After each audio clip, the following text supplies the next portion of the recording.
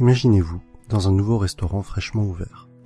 L'accueil est plaisant, la déco sympa et les plats sont succulents. Vous en parlez à des amis, ceux-ci sont ravis.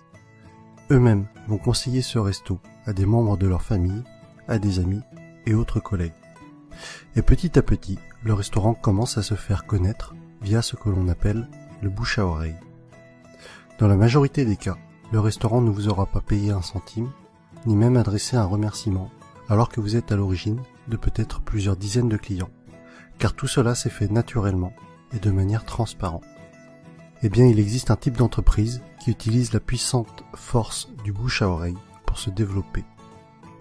Il s'agit du marketing relationnel, aussi appelé marketing de réseau ou MLM, pour multi-level marketing. On parlera de network marketing en anglais. Le problème, en France, c'est que le marketing relationnel est non seulement mal connu, mais en plus à mauvaise presse. En effet, trop souvent, les médias n'en parlent que dans le cas d'arnaque, et malheureusement, il en existe. Et très rarement comme une possibilité de réussir. Les médias, pour attirer de l'audience, doivent faire dans le scandale, dans ce qui choque. Mais ceci est un autre débat.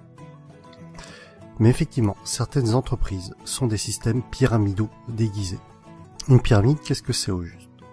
Je vous invite à cliquer sur cette vidéo pour découvrir une animation très bien faite expliquant ce qu'est une pyramide de Ponzi.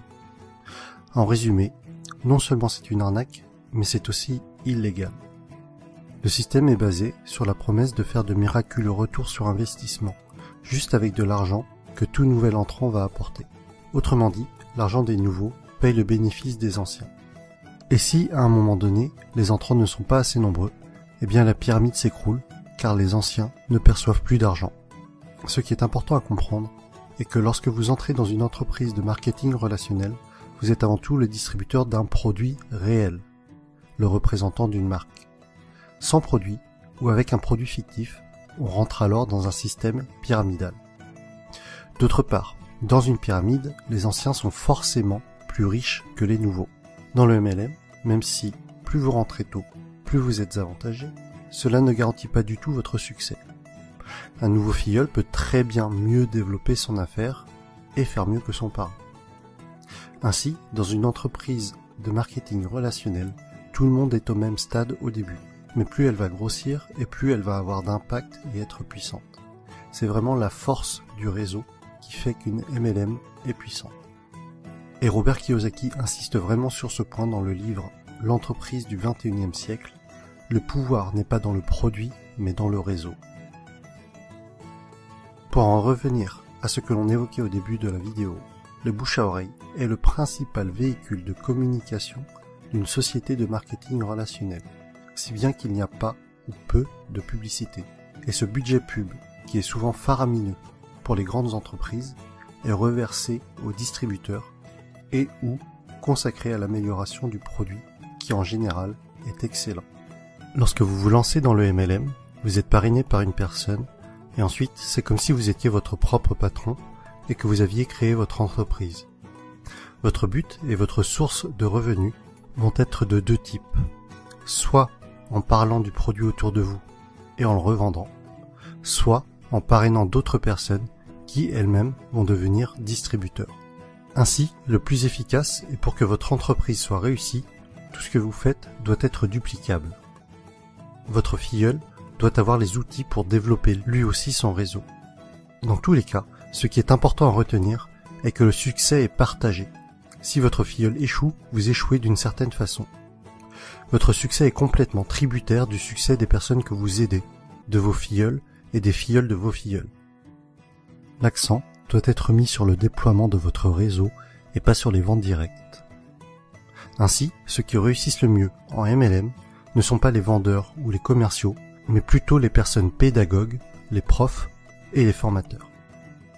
Et personnellement, autant je trouve la réussite personnelle gratifiante, autant aider les autres à réussir l'est encore plus. Autre sujet que je trouve intéressant, c'est que votre entreprise grandit avec vous. Vous gagnez de l'argent en apprenant et en appliquant les méthodes de vos parrains et de votre upline. C'est le terme indiquant les personnes antérieures à vous dans la vie du MLM. Autre point fort du marketing de réseau est que pour devenir distributeur, cela demandera en général un faible investissement financier au départ, contrairement à la majorité des créations de nouveaux business. Aujourd'hui, si vous comptez ouvrir une franchise du type McDo, Subway ou Starbucks, il vous faudra probablement plusieurs centaines de milliers d'euros, alors qu'en MLM, cela vous demandera la plupart du temps quelques centaines d'euros. Ensuite, tout est préparé pour vous. Vous allez avoir votre propre boutique en ligne, tout un tas de plans de formation pour vous, mais aussi pour vos filleuls, ainsi que différents kits de présentation. Un autre point essentiel, et qui pour moi m'attire beaucoup, les entreprises de marketing relationnel offrent des paliers au niveau de leur plan de compensation. Pour être plus précis, à partir d'un certain nombre de filleuls, et sans compter les éventuelles primes bonus, vous allez toucher un revenu résiduel, encore appelé revenu hors exploitation, c'est-à-dire un revenu passif. Les bonnes MLM sont donc de formidables véhicules vers l'indépendance financière de fait de ce revenu passif engendré par le parrainage d'autres personnes. Je rajoute que les MLM sont un type d'entreprise qui a une croissance des plus fulgurantes à l'échelle mondiale ces dernières années.